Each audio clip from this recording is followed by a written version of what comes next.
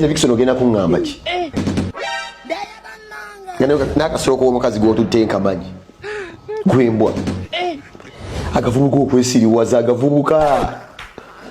kiki kyofukamirira ekyo kyoli mu kupropozi nga fena tukimanyi bwe kifaanana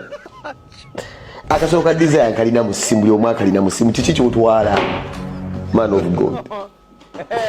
kujjako olimbwa buwa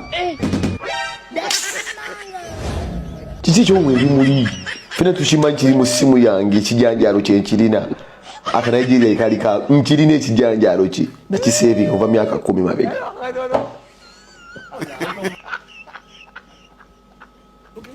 azadde bo nno bawewadde ekitiibwa nno mugenda kutuula mu tenti muti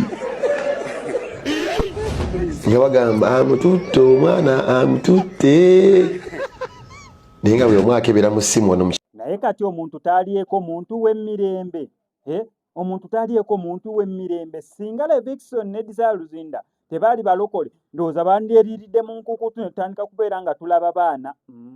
naye munnange olwamugyeewo ati bomu ne zitandika okubeera nga zitulika kyenva mbuuza omuntu talyeko munneewe emirembe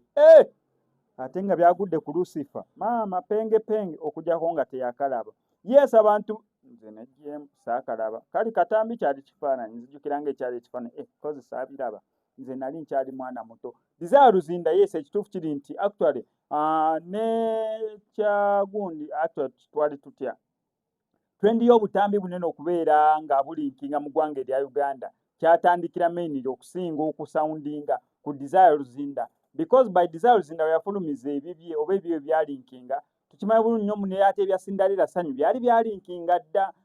the king herself ye n'ebyani n'ebya Sharon O eyali mu ba obsessions nabyo nga byalinkinga dda ye naani ono waliwo n'ebya modo mulala naye nga byo tebisoundinga nnyo compared mbuni ya smartphone tezaaliwo nnyo WhatsApp nga tezinnababeera nga zitinka nnyo nga n'abantu ba blog abaaliwo abantu abasobola okwaccessinga internet biki ng'omala genda mu cafe okugira ate ogire ono saakinge n'ebisigadde ng'ebyo naye kati kirinkinga ku ssaawa emu ne seconds 2 ng'omwana yakifunye dda mu WhatsApp group aba WhatsApp group zigenda wula ssaawa emu n'eddakiika 3 nga